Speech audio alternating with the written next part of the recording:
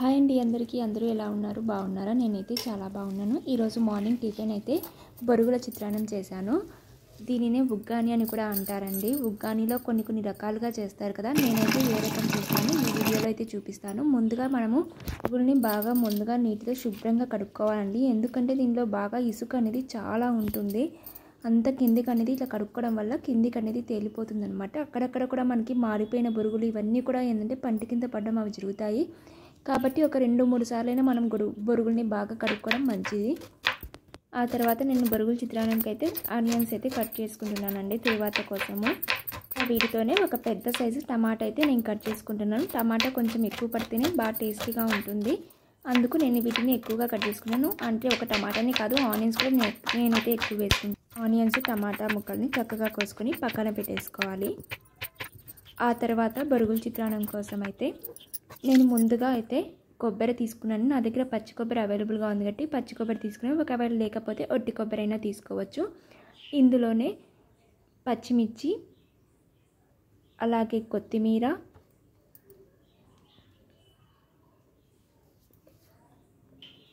ఇంకా 4 రెబ్బలు వెల్లుల్లిపాయలండి వేసుకొని కొద్దిగా ఉప్పు వేసుకొని మెత్తగా మిక్సీకి అయితే పట్టుకోవాలి।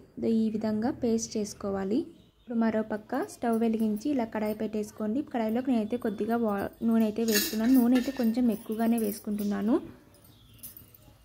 నూనె బాగా వేరాక నేనైతే ఉద్దిపప్పు అయితే మినపప్పు వేసుకుంటున్నాను। నేను కొద్దిగా వేసుకుంటున్నాను, ఎక్కువ వేసుకోవట్లేదు।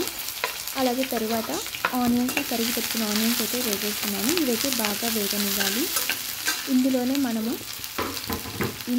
మనము ఆవాలు జీలకర్ర కూడా వేసుకోవాలి। వీటిని ముందుగా ఆనియన్స్ కంటే ముందుగా అయినా వేసుకోవచ్చు, నేనైతే ఈ టైంలో వేస్తానండి। అలాగే ఇవన్నీ కూడా బాగా వేపుకోవాలి। ఆవాలు జీలకర్ర వేసుకున్న తర్వాత ఇందులోనే కొద్దిగా కరివేపాకు అయితే వేసుకోవాలి। వీలైతే మీకు ఎండుమిర్చి కూడా వేసుకోవచ్చు। వీటిని బాగా వేగనివ్వాలి। ఉగ్గానిలో కొంతమంది ఒక్కొక్క చోట ఒక్కో రకం చేస్తారండి, నేనైతే ఈ రకం చేస్తాను। ఒక్కో చోట ఒక్కో పద్ధతి ఉంటుంది కదండి, మా సైడ్ అయితే ఇలాగే చేస్తారు। ఇంకా ఇంకో రకం కూడా చేస్తాను మా అమ్మ అయితే। ఈరోజైతే ఈ రకం అయితే చేస్తున్నాను నేను। చూసారు కదండి, ఈ టైప్లో ఆనియన్స్ వేగిన తర్వాత ముందుగా మనం తరిగి పెట్టుకున్న టమాటా ముక్కల్ని కూడా ఇందులో వేసి బాగా వేయించుకోవాలి। ఇందులోనే కొద్దిగా ఉప్పు వేసినట్టయితే టమాటాలు అనేవి బాగా మగ్గి తొందరగా వేగిపోతాయి।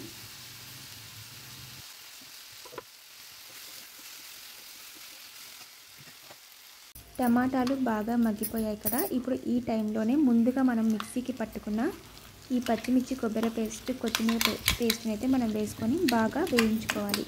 అంటే పచ్చి వాసన పోవాలి అంటారు కదా, అలా పచ్చి వాసన పోయేంత వరకు బాగా వేయించుకోవాలి।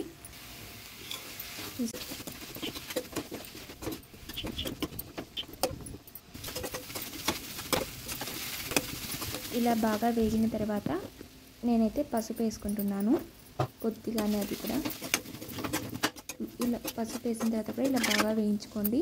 తర్వాత మనం ముందుగా కడిగి పెట్టుకున్న ఈ బొరుగులను అయితే ఇందులో వేసేస్తున్నాను।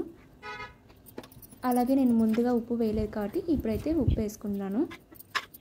అంటే రుచికి సరిపడా ఉప్పు వేసుకొని, మరీ ఉప్పు ఎక్కువైనా కూడా బాగోదు కదా। చివరిగా నిమ్మరసం అయితే పిండుకోవాలి। నేనైతే అర నిమ్మకాయ పిండుతున్నాను, అంటే హాఫ్ నిమ్మకాయ పిండుతున్నాను। మరీ ఎక్కువ పులుపు అయితే అస్సలు బాగోదు కదా, అందుకే ఫుల్గా అయితే నేను పిండాను, కొంచెం హాఫ్ నిమ్మకాయ అయితే సరిపోతుంది। ఇలా నిమ్మకాయ రసం పిండుకున్న తర్వాత బాగా కింద నుంచి పైకి ఒకసారి బాగా కలుపుకోండి। ఇలా కలుపుకున్న తర్వాత ఒక్క 2 సెకండ్స్ మాత్రం సిమ్లో ఉంచి స్టవ్ మూత పెట్టేసి సిమ్లో వదిలేసేయండి। అంటే ఉగ్గానిని కొంచెం మగ్గనివ్వండి చాలు। మీకు కావాలంటే చివరిలో కొత్తిమీర కూడా చల్లుకోవచ్చు, చాలా టేస్టీగా ఉంటుంది।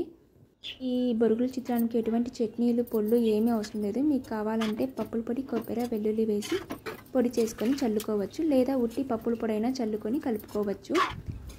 ఇక నా బొరుగుల చిత్రాన్నం అయితే రెడీ అయిపోయిందండి। మీకు ఇది నచ్చిందని అనుకుంటున్నాను, నచ్చితే ఖచ్చితంగా ట్రై చేసి చెప్పండి। చాలా టేస్టీగా ఉంటుంది, తొందరగా కూడా అయిపోతుంది, పెద్దగా పని కూడా అనిపించదు। అలాగే నా వీడియోస్ మీకు నచ్చితే ఖచ్చితంగా నన్ను సపోర్ట్ చేస్తారని భావిస్తున్నాను। మీకు నా వీడియోస్ నచ్చినట్టయితే ఖచ్చితంగా లైక్ చేయండి, షేర్ చేయండి, కామెంట్ చేయండి, సబ్స్క్రైబ్ చేయడం మర్చిపోవద్దు।